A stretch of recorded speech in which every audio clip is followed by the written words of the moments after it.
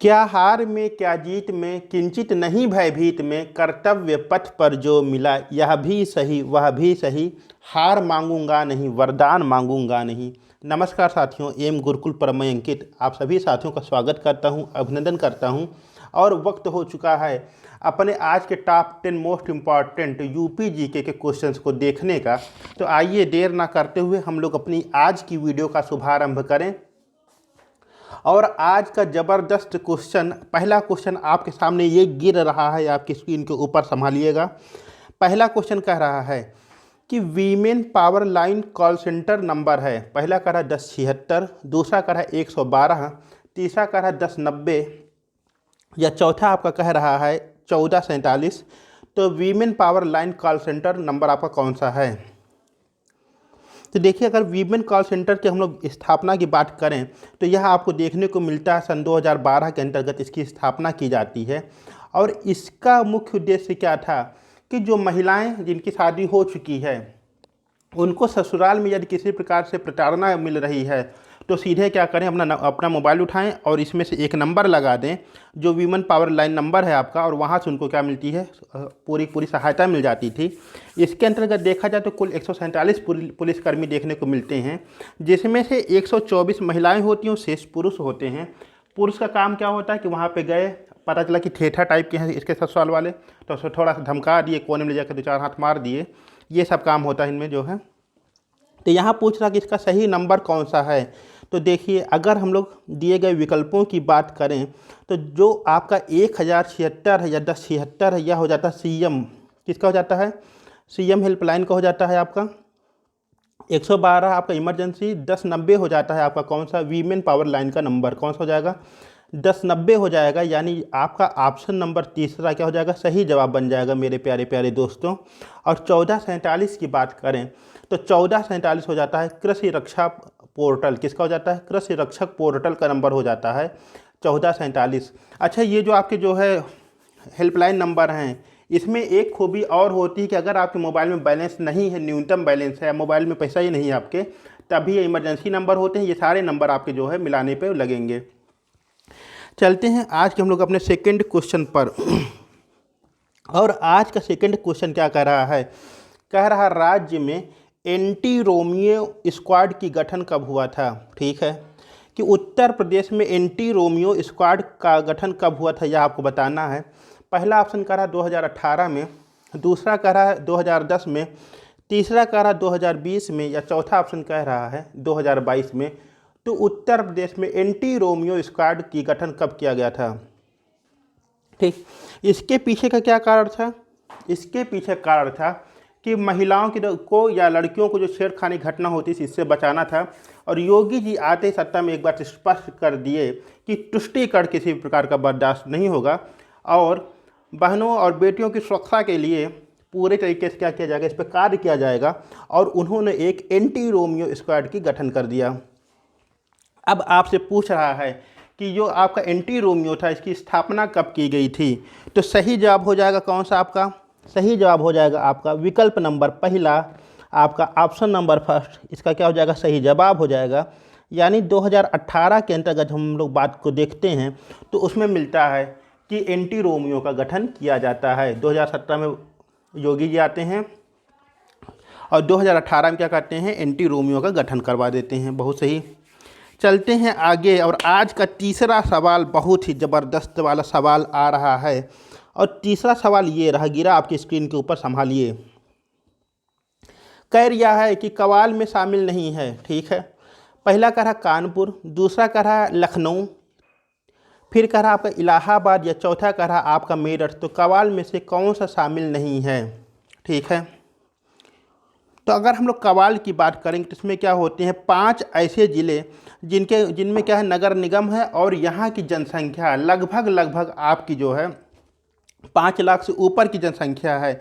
उनको मिलाकर 5 जिलों को मिलाकर कवाल का गठन किया गया, उनको कवाल नाम दिया गया। अब केस इसमें कौन सा हो जाएगा? तो समझिएगा, केस हो जाएगा आपका कानपुर। क्या हो जाता है? केस हो जाता है आपका कानपुर। ठीक है, के से हो गया आपका कानपुर, ए से हो जाता है आपका इलाहाबाद, और बी से हो जाता है वाराणसी। क्या हो जाता है? वाराणसी हो जाता है। ठीक है, फिर बचा ए से क्या हो जाता है, ए से हो जाता है आगरा, क्या हो जाता है आगरा हो जाता है, और एल से हो जाता है लखनऊ, क्या हो जाता है लखनऊ हो जाता है। तो ये 5 जिले यानी कि कानपुर, लखनऊ, इलाहाबाद, वाराणसी और आगरा, इन्हीं को मिलाकर कवाल का गठन किया गया। जो इसमें से नहीं होगा वो हो जाएगा आपका विकल्प नंबर चौथा, यानी कि आपका मेरठ। मेरठ कवाल के अंतर्गत आपका नहीं आएगा। अच्छा, इसका नाम कवाल क्यों दिया गया, ये देखिए, के फॉर कानपुर के ले लिया, ए से इलाहाबाद ए ले लिया, वी से वाराणसी वी ले लिया, ए से आगरा ए ले लिया, और एल से लखनऊ का एल ले लिया। बस हो गया कवाल। कुछ इसमें करना था, कुछ नहीं करना था। चलते हैं आगे, और आगे चलते हैं क्वेश्चन नंबर 4 की ओर। तो देखो भैया क्या कह रहा क्वेश्चन नंबर 4 है ना, कह रहा नरौरा आणविक संयंत्र अवस्थित है। बहुत बढ़िया। पहला विकल्प कह रहा अलीगढ़, दूसरा कह रहा आगरा, तीसरा कह रहा मेरठ, या चौथा कह रहा है बुलंदशहर। क्या कह रहा है, बुलंदशहर कह रहा है। तो इसमें से सही जवाब कौन सा हो जाएगा कि जो आपका नरौरा आणविक संयंत्र देखने को मिलता है, या कहाँ पर देखने को मिलता है। तो वक्त ज़या ना करते हुए सीधे हम लोग इसके कर विकल्प पर आएँ कि कौन सा इसका सही जवाब बनने वाला है, कौन सही उत्तर बनने वाला है। तो बिना रुके और बुलेट फास्ट की स्पीड में हम लोग बता देंगे क्या, बुलंदशहर। ठीक है, नरौरा आणविक संयंत्र अवस्थित हो जाता है आपका बुलंदशहर में। ठीक, चलते हैं हम लोग आज के क्वेश्चन नंबर 5 की, और एक और बहुत ही दमदार सा क्वेश्चन आपकी स्क्रीन के ऊपर गिर चुका है। क्वेश्चन का आनंद लीजिए। कह रहा है राष्ट्रीय जल क्रीड़ा संस्थान कहाँ स्थित है। पहली बात महाराष्ट्र, दूसरा क्या है भोपाल, तीसरा क्या है गोवा, या चौथा है आपका लखनऊ। तो राष्ट्रीय जल क्रीड़ा संस्थान कहाँ पर स्थित है। ठीक, कहाँ, लखनऊ ना। देखिए, राष्ट्रीय जल क्रीड़ा संस्थान कहाँ पर हो जाएगा आपका, यह हो जाता है गोवा में। कहाँ पर, गोवा। गोवा में हो जाता है आपका राष्ट्रीय जल क्रीड़ा संस्थान हो जाता है।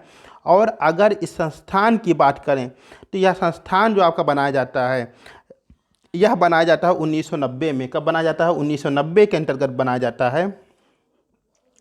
और इसके पीछे का उद्देश्य ये होता है कि जो जल क्रीड़ा है उसमें क्या करना है, लोगों को उसके बारे में बताना है, उसके बारे में लोगों को तैयार करना है। तो राष्ट्रीय जल क्रीड़ा संस्थान कहाँ पर हो जाएगा, आपका गोवा के अंतर्गत देखने को मिलता है। और इसी के साथ ही साथियों, चैनल पर नए हैं चैनल सब्सक्राइब अवश्य करिएगा, और ज़्यादा से ज़्यादा संख्या में अपने लाइक करिएगा। और अगर आपको कहीं लग रहा है कि वीडियो में कहीं सुधार की ज़रूरत है तो बेझिझक आप कमेंट बॉक्स में अपने विचार हमको बता सकते हैं।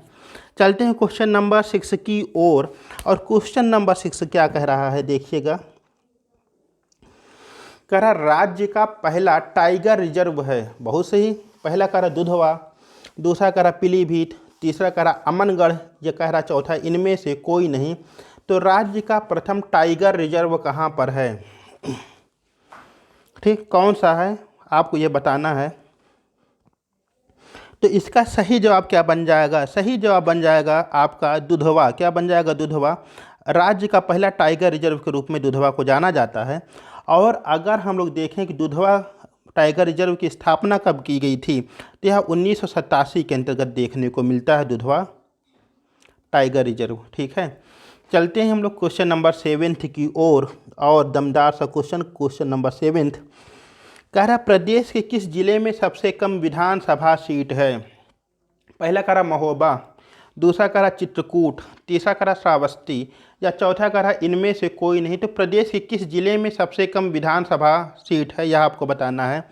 अगर हम लोग उत्तर प्रदेश की बात करें, और उत्तर प्रदेश में अगर हम लोग विधानसभा की सीट देखें, तो विधानसभा कितनी सीट हो जाती है भैया मेरे, विधानसभा की हो जाती है 403 सीट, है ना। 403 सीट हो जाती है विधानसभा की, बन जाए मेरे भाई 3। ठीक, लोकसभा की बात करें तो लोकसभा में कितनी सीट हो जाती है, लोकसभा में हो जाती है 80 सीट। राज्यसभा में कितनी हो जाती है, राज्यसभा में हो जाती है 31 सीट। और विधान परिषद की बात करें तो विधान परिषद में हो जाती है उत्तर प्रदेश में 100 सीट, है ना। तो कह रहा ये तो आपके पूरे प्रदेश की बात है कि आपकी 403 सीट पाई जाती है उत्तर प्रदेश में।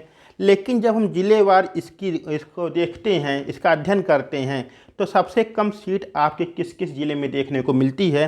तो याद रखिएगा, एक फार्मूला छोटा सा, भूलने की कोई भी ज़रूरत नहीं है ना, भूलने की कोई ज़रूरत नहीं है। और रोज़ ही एक प्रयास होता है कि डेली के डेली हम क्या करें, नए नए क्वेश्चन देखने का प्रयास हम लोग करते हैं। बहुत ऐसी कम गुंजाइश है कि कभी आपको रिपीटेड क्वेश्चन देखने को मिले। तो छोटी सी बात क्या थी कि आप एक शब्द याद रखिएगा, एक डिग्री होती है एमएससी, क्या होती है, एमएसई, ठीक, एमएससी। बीएससी के बाद होती है एमएससी, ठीक। अब एम से क्या बन जाएगा, एम से बन जाएगा महोबा, ठीक। एस से बन जाएगा आपका श्रावस्ती और सी से बन जाएगा आपका चित्रकूट। ये जो एमएससी है यानी महोबा है, श्रावस्ती और चित्रकूट है, इन सब में क्या है, दो दो सीटें हैं। कितनी कितनी सीट है विधानसभा की, दो दो सीट देखने को मिलती है। और सबसे कम क्या होता है, यही 3 जिले हैं जिसमें विधानसभा की सबसे कम यानी न्यूनतम सीट देखने को मिलती है। तो हमारा सही जवाब हो जाएगा इनमें से सभी। क्या हो जाएगा, इनमें सही सभी हो जाएगा, इनमें से सभी हो जाएगा, आल, ठीक। क्या हो जाएगा, आल इसका सही जवाब हो जाएगा।